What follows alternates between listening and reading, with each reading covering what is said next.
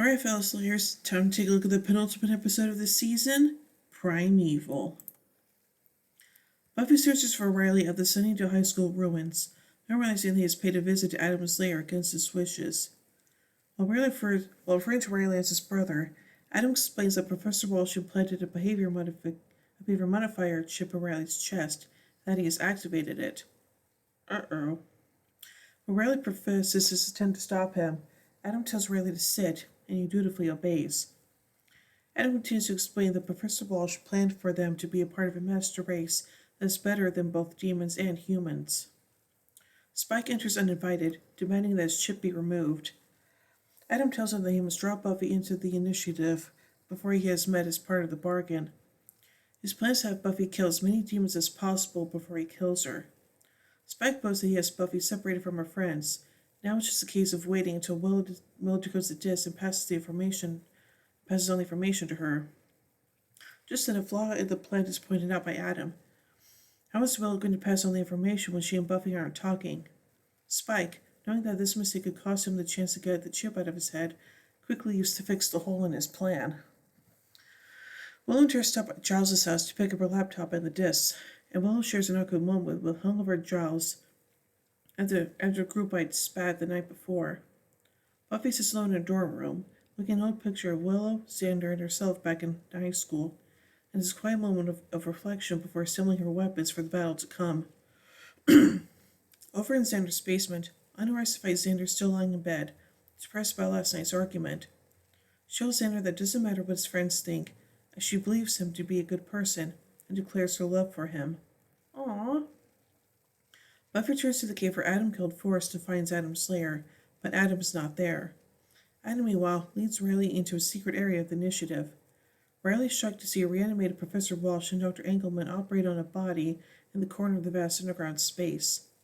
Just as Adam assures Riley that his fate is much greater than Walsh's and Engelman's, Forrest sits up from the operating table, brought back to life with the body of a yellow demon. Only his human face remains. Forrest is now completely loyal to Adam, and declares that he's looking forward to using his new powers against Buffy. Still patrolling the caves, Buffy runs into Spike, who inquires about the information on the disc that he gave to Willow. When Buffy tells him that they haven't been decoded, Spike tells her that even though they have had a falling out, they should still concentrate on decoding the discs. Knowing that Spike was around to see their falling out, Buffy begins to put things together. Meanwhile, Willow's getting closer to decoding the discs in Tara's dorm room when the discs begin decoding themselves, speeding information about the 314 project. Soon after, Buffy, Wells, Giles, and Xander meet in the middle of the UC Sunnydale campus. Anya and Tara, after the previous argument, decide to stay out of the way. Buffy explains to them that Spike instigated their battle of words by spreading rumors to each one of them individually. The gang agreed to put it behind them, but there are clearly still bad feelings in the air. Buffy figures out that Adam was planning on releasing demons in the initiative to kill the soldiers, using Spike to lure in to kill the demons, leaving him with hundreds of parts with which to build his new race of human-demon hybrids. When Xander asks if Adam is worried that Buffy can delay his plan, Buffy realizes for the first time that Adam may be too powerful to fear her.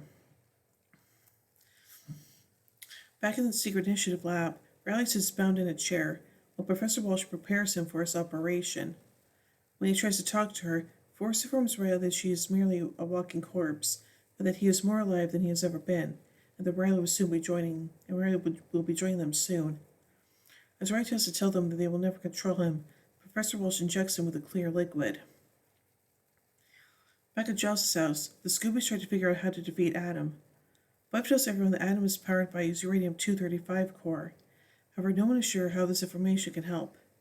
Wells suggests casting a spell to paralyze Adam, but it must be recited in Sumerian by an accomplished witch in close proximity to the subject. Xander's sarcastic reminds us that they need to combine with Buffy, and she'd have the Slayer strength and speed, the magic expertise of Willow, and linguistic skills of Giles. Much to Xander's surprise, Giles tells him that's actually a very good idea. While they break into Lowell House, Giles explains to Buffy, Xander, and Willow that while the enjoining spell is powerful enough to defeat Adam, it is also very dangerous. Buffy tells everyone to get ready. However, this time she is intending to sneak into the initiative quietly and kicks in the mirror hiding the elevator shaft. As Buffy will rappel down the elevator shaft to the initiative compound, Buffy apologizes to Willow for what she had said. Willow reminds her that Spike was the one who caused the fight, but Buffy knows that Spike simply stirred up feelings that were already there. Willow tells Buffy that these sort of things happen. When you start college, the old high school gang tends to drift apart. Buffy tells Willow that she doesn't want to drift apart, and apologizes for being so caught up in a relationship with Riley. Willow apologizes for keeping Tara's secret from Buffy and everybody else, and the two friends tell of their love for the other. The two descend to the bottom of the elevator shaft, and no sooner are they down than they begin hugging. Xander follows them down, and when he lands, they gleefully embrace Xander, telling him that they love him. For the first time in a long while, Buffy, Willow, and Xander are happy to be together, and the three reaffirm their close friendship and are ready to do battle. Nice. When they pry open the doors, they are greeted by a bevy of soldiers wielding guns. Adam and Spike watch Buffy and the gang being escorted through the halls by initiative soldiers on closed-circuit TV. When Spike thinks that he's mere seconds from getting the chip removed, Adam's angry to see that Buffy's friends are still with her. Spike realizes that he's completely botched up his plan and tries to make a run for it, only to be caught by Forrest. Spike protests that he tried his best, so Adam says honor his agreement with Spike to remove the chip by ordering Forrest to tear it off his head. Spike puts a cigarette out of Forrest's eye and nearly escapes a gruesome death. In the initiative control room, Buffy tries to tell Colonel McNamara that Adam is planning an attack from within his own compound, or a secret lab built for the 314 project. However, the presence of a magic word in their bag, along with sudden awareness of these activities, only convinces the Colonel that the Scoobies are crazy. The power goes out and a soldier at the controls to inform everyone that the backup generators are not responding, locking them all in the compound. From a secret control room, Adam opens the containment units. Buffy urges the Colonel to let her go and escape with his men, but urges his men to help him take the army and orders another soldier to keep Buffy and the Scooby Gang under arrest. Buffy dispenses with the soldiers and Willow sits down at the control console. As they look into the monitor, they see the fierce battle going on throughout the compound. Blood and carnage are everywhere as the demons massacre the doctors and soldiers. Willow finds a system of air ducts that supposedly lead to nowhere. Buffy speculates that the air ducts must lead to Adam's secret lab. In order to perform the enjoining spell, the gang wanted to be somewhere quiet and closer to Adam. Therefore, the next task is to make it through the war zone without being killed. Buffy, Cinder, Willow, and Giles make a run through the initiative trying to get to room 314. After narrowly avoiding being shot or attacked by demons, they finally make it to find a secret door that leads to Adam's secret lab. Buffy pauses at the door and tells Willow to barricade the door behind her. Xander tells Buffy that he is still uneasy about Buffy going in alone, but Buffy assures him that with the spell, she should not be going in alone. With that, Buffy goes in and Willow barricades the door. When Buffy enters the secret lab, she finds Riley bound in his chair. She asks Riley to tell her what is going on, but he is unable to speak. Adam comes out from the shadows and orders Forrest, Professor Walsh, and Dr. Engelman to kill Buffy. Forrest and Buffy fight. However, she struggles against his sheer strength. During the melee, a breaker smashes near Riley, leaving shards of glass behind. Buffy is eventually grabbed from behind by Forrest as Walsh approaches with the medical saw. In the other room, Willow and Giles are performing the enjoining spell as Buffy breaks free from Forrest and sends Professor Walsh to the floor with a swift kick. As Buffy fights Forrest, Riley grabs a piece of glass and cuts it into his chest, painfully beginning to remove the behavior modification chip. As Fanny rips the chip from his body before getting up and tearing the life-giving tubes from Walsh Engelman, sending him to the floor, dead once again. Riley takes over the fight with Forrest as Buffy runs off to find Adam sitting at a system of closed-circuit monitors. The two fight, and Buffy manages to break off Adam's Bulgar skewer. But, much to her surprise, his right arm transmutates into a Gatling gun and opens fire in a small room. As Buffy dives behind one of the consoles, Willow and Giles complete the spell, and their powers rush into Buffy. Adam blows up the console, but Buffy rises from the rubble with yellow eyes, speaking Sumerian. Adam is intrigued and sends a long burst of machine gun fire at Buffy, but the bullets dissolve just inches from her, causing Adam to begin to show concern. Riley and Forrest continue their fierce battle. Forrest grabs a hydrogen tank and raises over his head near a broken power line to hit Riley, who ducks behind one of the operating tables. As he swings forward, nitrogen gas initiates and forces blend into tiny chunks of burning flesh. Back in Adam's control room, Buffy uses the combined powers of the Scoobies to ward off Adam's attacks, and Adam finally starts to fear her. Buffy collapses Adam's weaponry telepathically, then a blistering display of power gives Adam a swift beating and forces him against a wall. She tells him that he can never grasp the source of her power, but she can grasp his as she pierces Adam's chest with her hand and pulls his radiant power supply from his chest. Riley rises as Adam finally dies and watches as Buffy levitates Adam's power supply from her hand and dissolves it into thin air. With her work done, the spell wears off, and all Buffy, Willow, and Xander collapse. Buffy, Willow, and Giles collapse with fatigue. Demon crashes the barricade door and almost gets to Willow, Xander, and Giles. Spike comes up from behind and snaps his neck. Though unhappy they tried to help Adam, Willow, Giles, and Xander decide to spare Spike out of fatigue and the fact that he just saved them. Buffy and Riley arrive, and the King prepared to head into the battleground outside and save as many lives as possible. Last that Buffy's up for it, she confirms that she couldn't be more ready as they head out.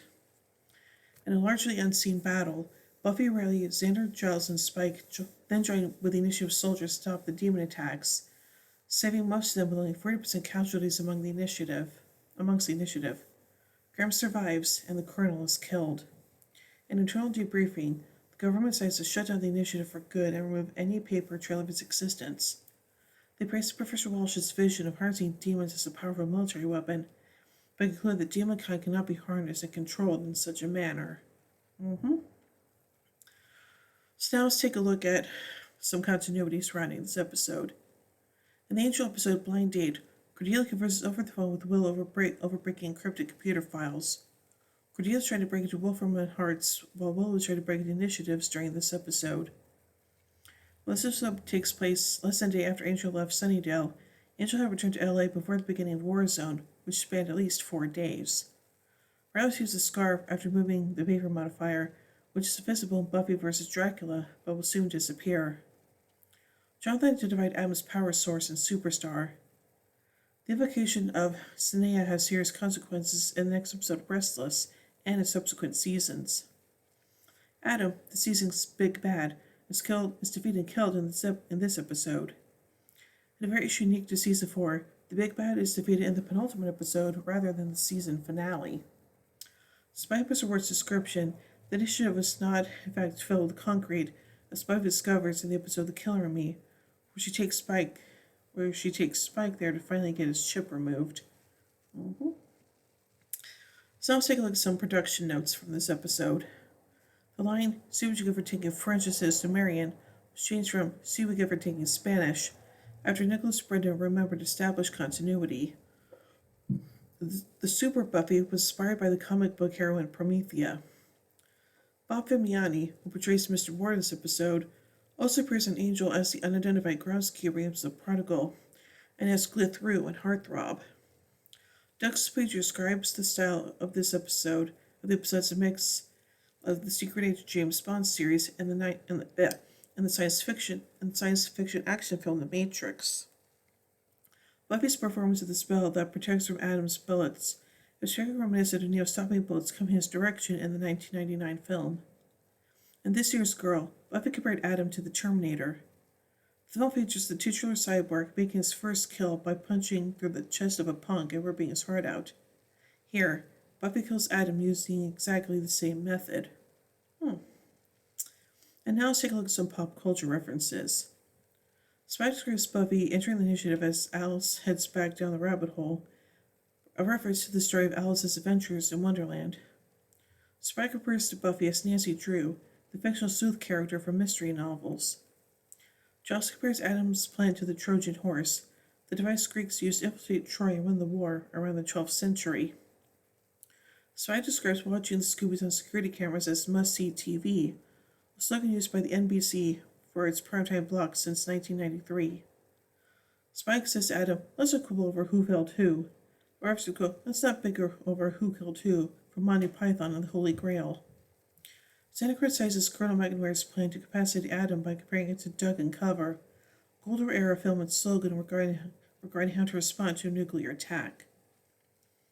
And now finally, let's take a look at some goofs. During the scene where Xander is lying in bed naked, the length of the sheet covering him changes between shots throughout the scene.